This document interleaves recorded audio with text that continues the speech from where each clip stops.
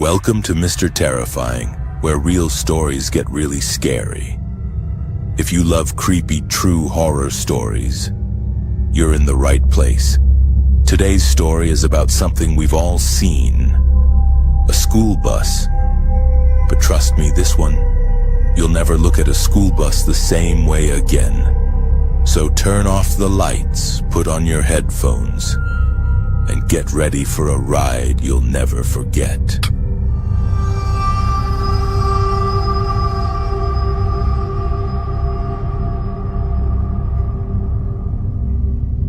It happened in a quiet town in upstate New York. Not the kind of place you'd expect anything bad to happen. Just small roads, friendly neighbors, lots of trees, and a single high school that served most of the area. But sometimes the most peaceful places hide the darkest secrets. This story is about a school bus.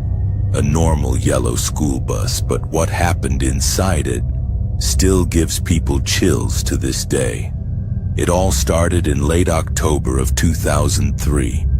A teenager named Lucas had just moved to town with his mom. They were trying to start fresh after his dad passed away in a car crash the year before. Lucas was quiet, kept to himself, but he was polite. Teachers liked him. Kids mostly ignored him, not out of cruelty, just indifference. Every morning Lucas took the same bus number 47. At first everything seemed normal.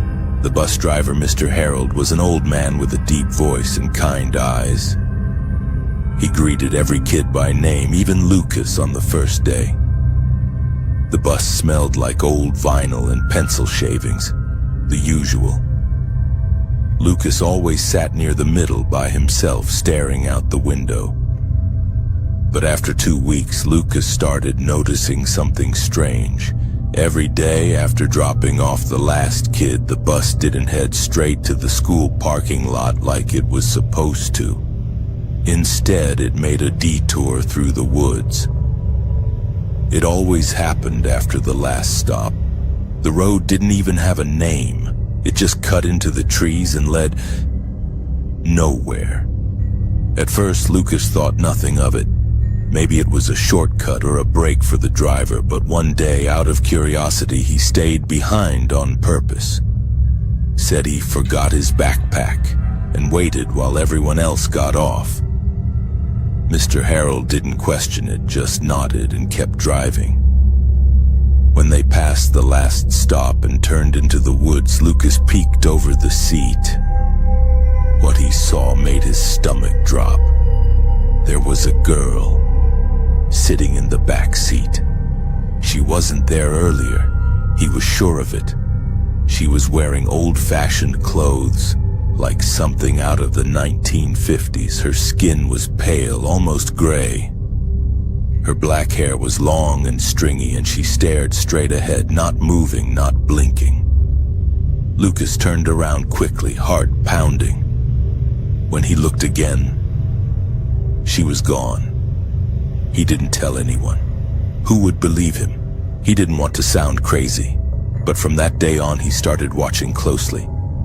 Every afternoon the bus would go down the same forest path, and every time, for just a few seconds, the girl would appear.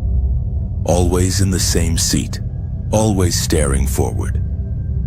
One day Lucas got brave and decided to talk to Mr. Harold about it. "Hey, do you ever see that girl in the back?" Mr. Harold stiffened. His hands tightened on the wheel. For a moment he didn't say anything. Then in a quiet voice he said, "You saw her too, huh?" Lucas felt his skin crawl. Mr. Harold pulled the bus over to the side of the road right in the middle of the woods. The sun was going down. The shadows outside looked like long fingers across the windows. "I've driven this route for over 20 years, the driver said. "That girl, she's been showing up since 1987. Lucas's throat went dry. "Who is she?" "No one really knows," Mr. Harold whispered. Back in '87, there was a crash. Another bus number 13, took this road during a storm. Driver lost control, slid into the ravine. Everyone on board died. 11 kids and the driver. They say it was an accident, but I've heard different. Lucas leaned in, barely breathing. They say the driver snapped, took them out there on purpose. Some kind of breakdown. Nobody knows why. The bodies were found, but not all of them. One girl was never recovered. Her name was Emily, just vanished. No one ever found her remains. Lucas suddenly felt cold all over. She matches the description, Mr. Harold continued. Old dress, long black hair. People have seen her, not just me, other kids, other drivers. But here's the thing, Lucas. He turned and looked the boy in the eye. She only shows herself to certain people. Lucas asked, "Why me?" The old man shrugged. Could be she senses something, pain, loss, maybe she's drawn to it. That night, Lucas didn't sleep, but things got worse. The next day, Emily wasn't just in the back seat. She was sitting closer. Each day after that, she moved a row forward, just one row. Silent, still. Lucas begged his mom to drive him to school, but she worked 2 jobs. He had no choice. The bus was the only way. By Friday, she was 3 rows behind him. Lucas could feel her, cold air like breathing ice. He didn't turn around, didn't move. He just gripped the seat and prayed. Then, the whispering started. At first it was faint, like wind. But soon he could hear words, his name, over and over. Lucas, Lucas, come with me. He turned once, just a glance. Her face was twisted, not angry, not sad, just hollow. Like her soul had been sucked out, and her eyes, empty black holes. Lucas screamed and ran to the front of the bus. Mr. Harold stopped immediately. He didn't ask. He just opened the door and let him out. That was the last time Lucas rode bus number 47. After that day, he walked to school, miles if he had to. Rain or snow, didn't matter. He never got on that bus again.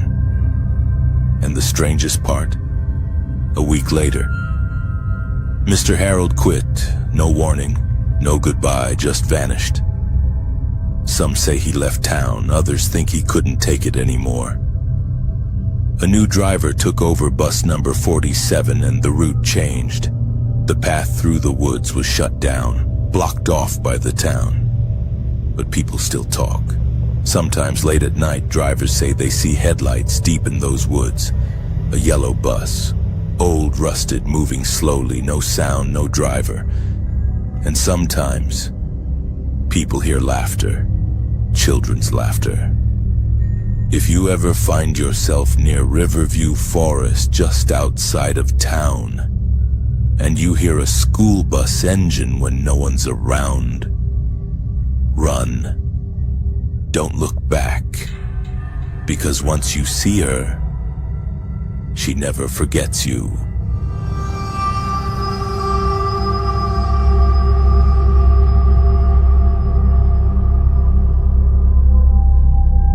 They say school buses are meant to be safe, a place full of laughter, backpacks, and the sound of kids talking about their day.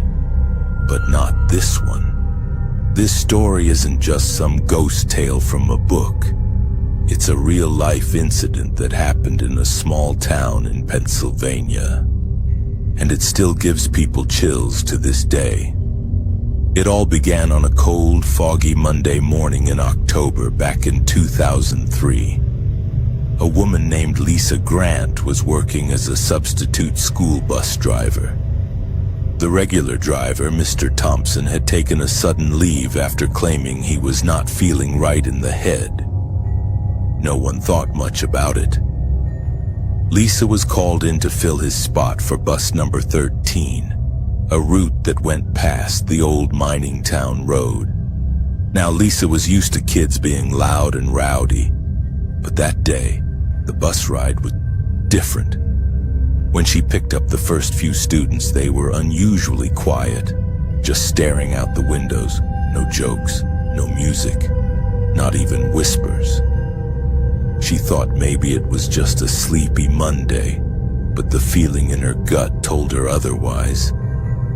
By the time the bus reached the halfway point of its route, it was completely silent.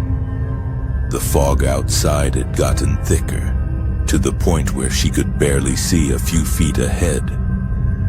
She slowed down the bus and kept her eyes glued to the road.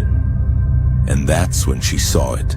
A little girl standing alone on the side of the road wearing an old-fashioned blue dress.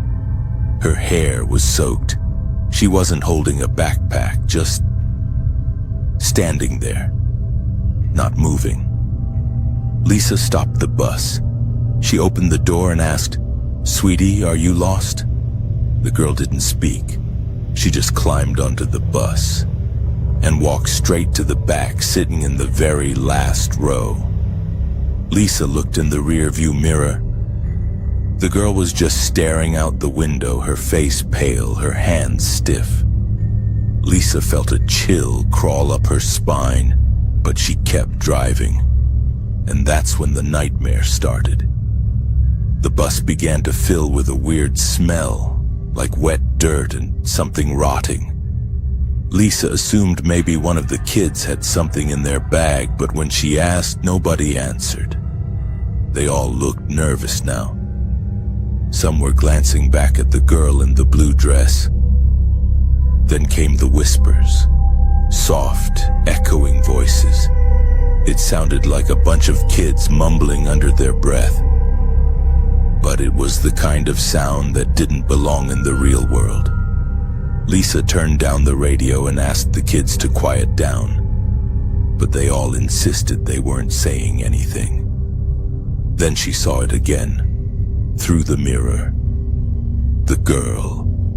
She wasn't sitting anymore. She was now standing at the very back of the bus, her head tilted to the side, her eyes wide open but completely black. Not just dark, black, like there was nothing behind them. And then the lights on the bus went out, the engine shut off, the brakes stopped working. The bus rolled to a slow stop on its own in the middle of nowhere, surrounded by fog. Lisa tried turning the key. Nothing. She reached for her phone. No signal. That's when the screaming started. One of the kids, a boy named Eric, started shouting, "She's coming! She's coming!" Lisa looked up, and the girl in the blue dress was now walking slowly toward the front of the bus. With every step, the windows began to fog up from the inside. Kids were panicking, crying, huddling together. Lisa stood up and shouted, "Stop! Who are you?" But the girl didn't stop. As she walked, her feet didn't even make a sound, just that eerie silence, like the world itself was holding its breath. Lisa grabbed her emergency flashlight and shined it directly at the girl.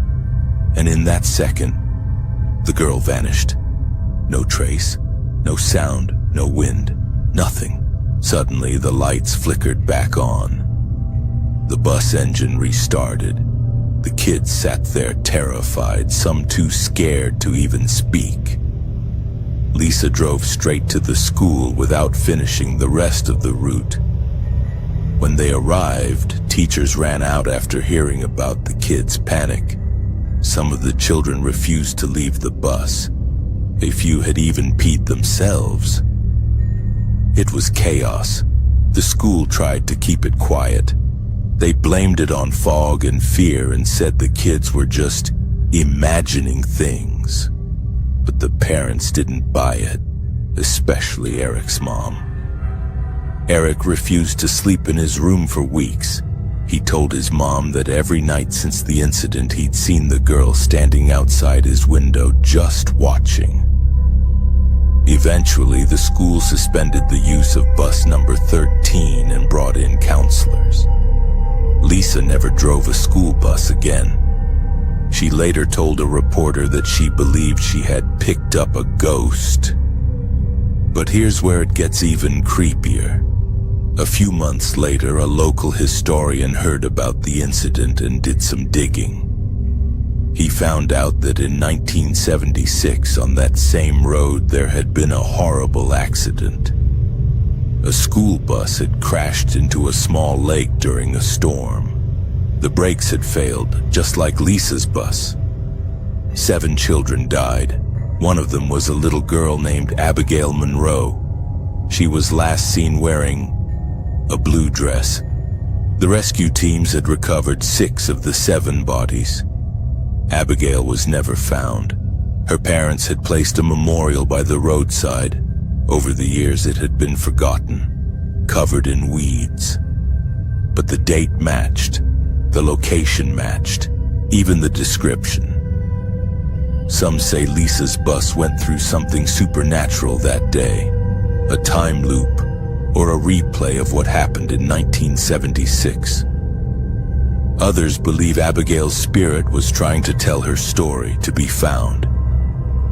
But whatever it was, one thing is clear: those kids saw something real. Years later, some of them came forward and confirmed the same details. They didn't speak to each other about it for years. I'm afraid they'd be called crazy. But when they did, their stories matched. Same girl, same dress, same black eyes. One of the students, now an adult, said in an interview, "I still won't get on a school bus. I don't care if it's 20 years later. That thing on the bus, it wasn't human. And I don't think it ever left." To this day, bus number 13 is no longer in service. It was sold for scrap, but rumors say the scrapyard workers heard voices coming from inside before they destroyed it. So next time you ride a bus, and especially if it's foggy, and you see a quiet little girl in a blue dress sitting in the back, don't look at her eyes. And whatever you do, don't let her get close.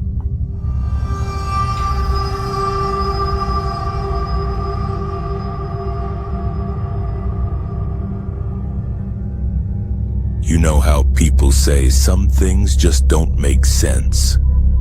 Well, this story is one of those things. It's not just a scary story.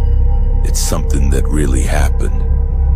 And it all starts with an old yellow school bus. This happened in a small town in Pennsylvania. Not some haunted house in the woods, not some ghost-filled asylum, just a normal town. Quiet, peaceful, and hiding a dark secret. It was the fall of 2004. The leaves had just started turning red and orange. The kind of season that feels cozy, but also kind of eerie. There was a boy named Aaron. He was 13 years old in 8th grade. Nothing unusual about him. Just your regular kid. Liked video games, hated homework, and rode the same school bus every single morning. Bus number 78. That number would haunt him for the rest of his life. Now Aaron's route was a long one. The bus would pick up kids from different rural spots before heading into town. There were always the same kids, same faces, same driver, Mr. Hall. Mr. Hall was in his late 50s, had a mustache, always wore sunglasses, and barely spoke unless he had to. But he was kind, always on time, always calm, until he wasn't. It was a Tuesday when things started to feel off. Aaron noticed the bus came 5 minutes late, which was weird. Mr. Hall was never late. When the bus pulled up, something felt strange. The engine sounded rough. The door creaked louder than usual. And Mr. Hall? He didn't say anything, just stared at Aaron through his sunglasses. No good morning, no nod, just silence. Aaron got on, sat in his usual seat, 3rd row from the back window side. But he noticed something else. It was freezing inside the bus, like way colder than it should have been. He rubbed his arms and looked around. A few kids were whispering, looking confused. One girl, Emily, even asked, "Why is it so cold in here?" No answer. Mr. Hall didn't turn around. He didn't even flinch. The ride started. The bus rolled down the usual road. But the route was wrong. They missed 2 stops. Kids who usually got picked up, gone. At first, Aaron thought maybe they were just sick. But by the 3rd missed stop, he leaned over to Emily and whispered, "Something's not right." She nodded. That's when the bus made a sharp turn, one that it never took. It started going down an old road, one that hadn't been used in years. Trees closed in from both sides, no streetlights, just dirt, rocks, and silence. The kind of road that makes your stomach twist. Kids started mumbling. "Where's he going? This isn't the way to school. Is this a joke?" But Mr. Hall? Still no reaction. His hands gripped the wheel like stone, eyes hidden behind those sunglasses. Then, without warning, the bus came to a full stop, in the middle of nowhere. No houses, no cars, just an empty field and an old broken-down barn in the distance. The doors opened with that same loud creak. And Mr. Hall finally spoke. His voice was low, raspy, but not the same, like something was off. He said, "Everyone off the bus." At first, no one moved. We all just looked at each other like, what? This wasn't school, this wasn't even close, but then he stood up. And what we saw still makes my skin crawl. His eyes, they weren't normal. They weren't even human. They were pitch black. No whites, no iris, just darkness. Emily screamed. A kid in the front started crying. Aaron froze. Every instinct in his body screamed run, but his feet wouldn't move. Then Mr. Hall said it again. "Off the bus, now." That's when the first kid ran, a boy named Tyler. He sprinted to the back emergency exit, slammed the handle, and threw the door open, but as he jumped out, he vanished. No scream, no thud, just gone, like he was swallowed by the air. Panic exploded. Kids were crying, screaming, trying to open windows, kicking the doors. Aaron grabbed Emily's hand and yelled, "We have to go! Through the front!" Somehow he felt like that was the only way. So they pushed through the chaos, reached the front, and looked at Mr. Hall, or whatever thing was pretending to be him.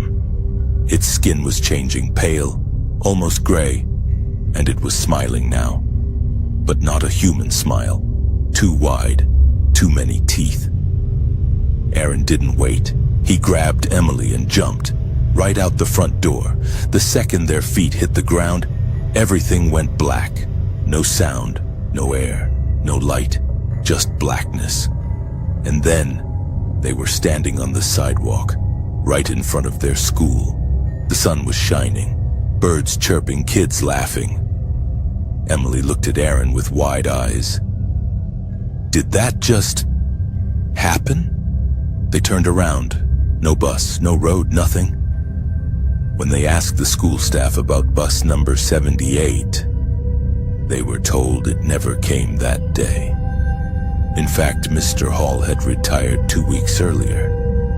There was no bus number 78 anymore. Aaron and Emily weren't believed. Parents thought they skipped school. The missing kids, they were marked absent. But here's the thing, no one ever saw them again. No news reports, no missing posters, just silence, like they never existed. Aaron moved away the next year, Emily too. They never spoke of it again. But every now and then Aaron dreams of that road, that sound the door made, that face behind the sunglasses. If you're still here, congratulations, you made it to the end of the ride. But remember, not every school bus takes you to school. Some take you somewhere else. This was Mr. Terrifying, and if you enjoyed this chilling story, Don't forget to like, subscribe, and hit the bell icon so you never miss a scare. Got a true creepy story of your own? Drop it in the comments. Until next time, stay safe, stay curious.